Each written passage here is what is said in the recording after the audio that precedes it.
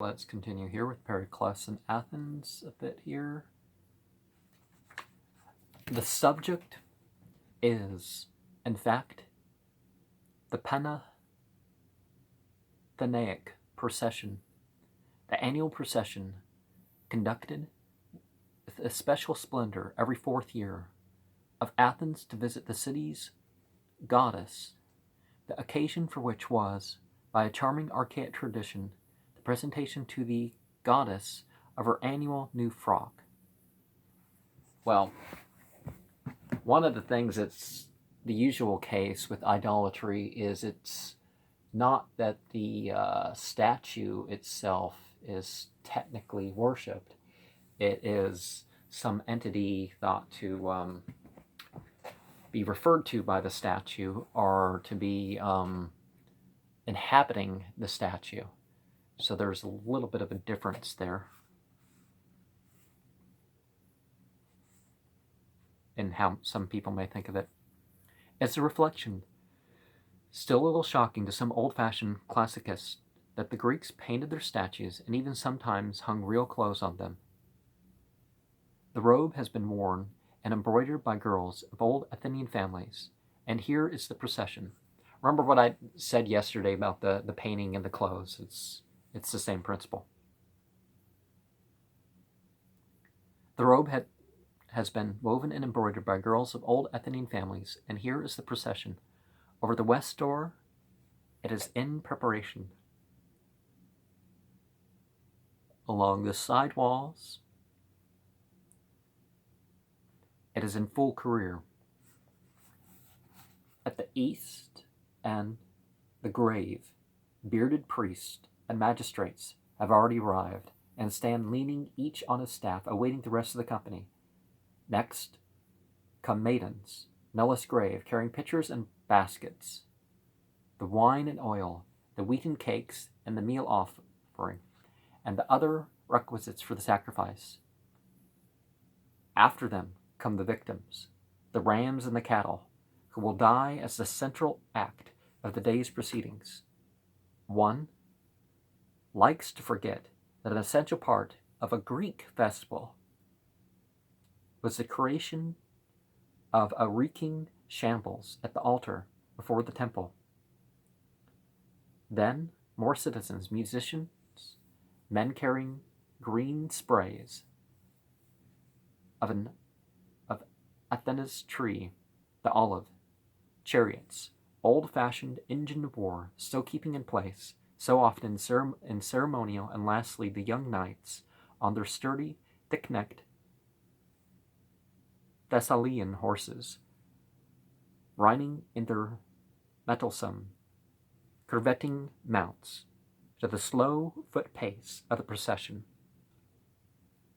Now, a really moving one that's still available to see is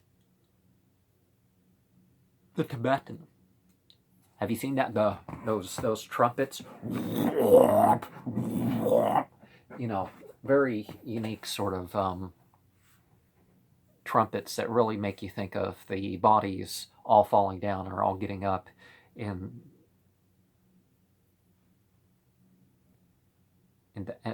the end of humanity, the very end of it.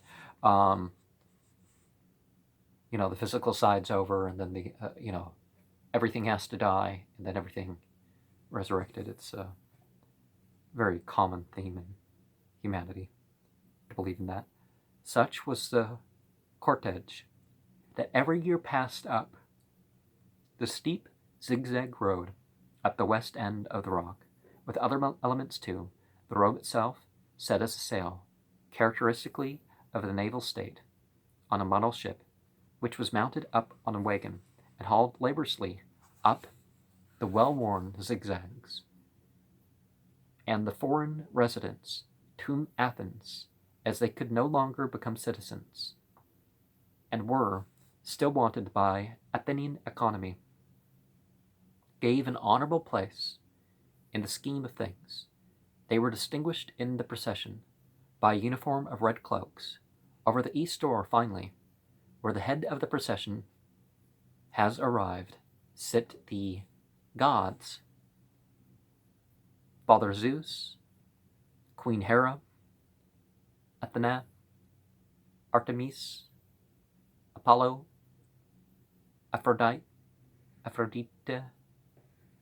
and her son, Eros. The delicate boy god under his mother's parasol. Just as many in the procession pictured them actually sitting in some far off Olympian home, looking down on their worshippers. So a projection of a family life.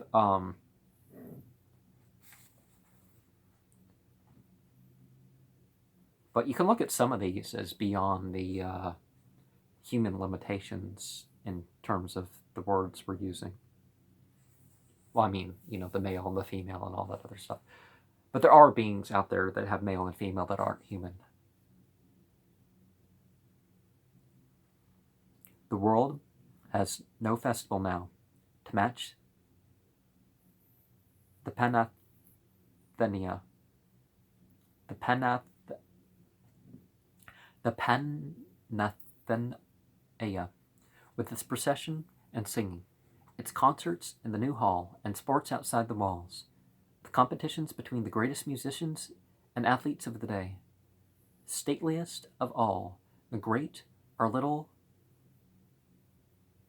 Panagurais are the gatherings that took place some day in the year at every Greek shrine or city, famous or obscure, but one may still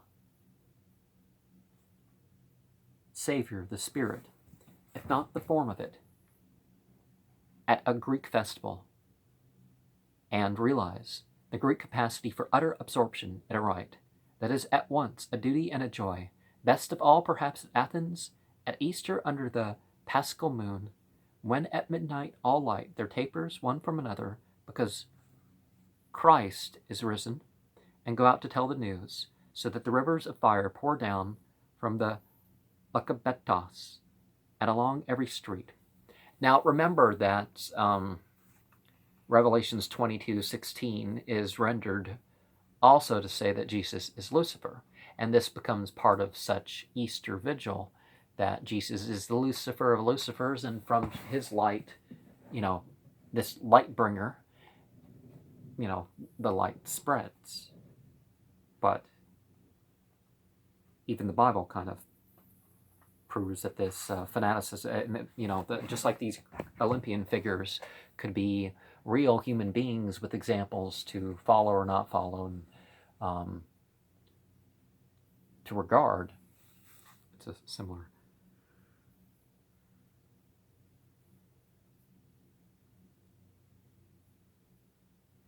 The great Panathenaea of 438 witnessed the dedication of the Athene Parthenos, Athena, the Virgin, the great gold and ivory statue, gold for the robes and armor, ivory for the face and hands, wrought by Phidias for the temple. We know little of it today.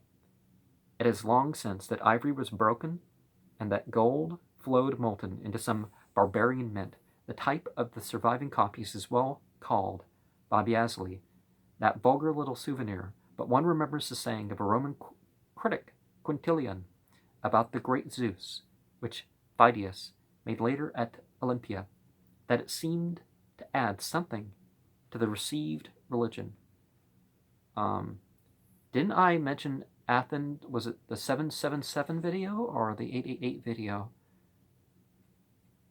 that I mentioned the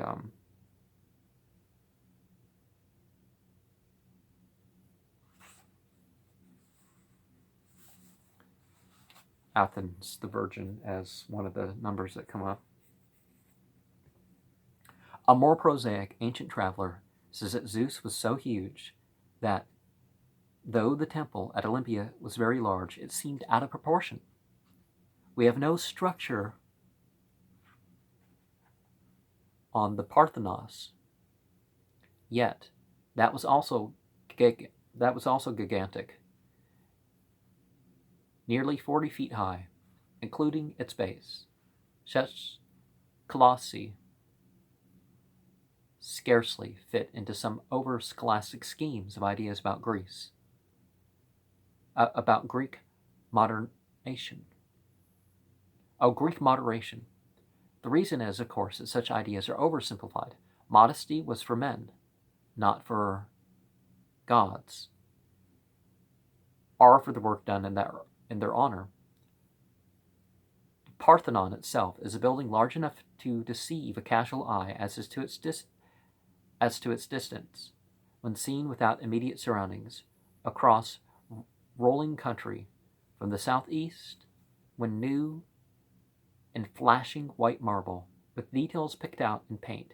It must have been overwhelming, especially to the eyes of its day. Not inured to Gothic cathedrals or New York skyscrapers. And so also, with the Athenian Parthenos, passing from the glare of white marble in the sun, outside, into the dark temple, lit only through the door, one found oneself, as one's eyes grew accustomed to the dimness, before that colossal presence, the gold and ivory glimmering softly in the half-light. Phidias was justifiably proud of his chief d'oeuvre, so much that he hit on a novel plan for signing his work, as medieval artists often did, by introducing unobtrusive portraits of himself and his patron Pericles among the fighting warriors on Athens' shield. Phidias, as a bald old man hurling a rock with both hands. Pericles, handsome and quite recognizable if one was in the secret, though his upraised arm came in front of his face. Could anyone object? Yes, partly from the old feeling that it was impious to mix the mundane with the divine, and partially from sheer crude jealousy of Pericles and Phidias, some people did. The building of the Parthenon did not pass what one must rightfully call a normal amount of quarreling and slander. And Phidias got from the support of Pericles not only magnificent opportunities and reflected glory, but reflected envy. There must have been scores of fellow workers who fancied that, given the chance, they could have done quite as well as Phidias, and who, perhaps, could have done nearly as well. And as for Pericles, his unrivaled position inevitably aroused jealousy among a nation in which the Greeks say nowadays, everyone is a captain. Someone with the genius for slander accounted for Pericles and other people's frequent visits to the workshops, and for Pericles' friendship with Phidias, with the theory that Phidias made himself useful to Pericles by arranging assignments in the tool shed, with various arranging assignations in the tool shed with various lady visitors, and soon after the dedication of the Parthenos, a storm burst. And so it can be said that as a mixture of Methodist and Presbyterian and Baptist formed the Church of Jesus Christ of Latter-day Saints. And like the Nazis after them, the importance of the role of every individual had,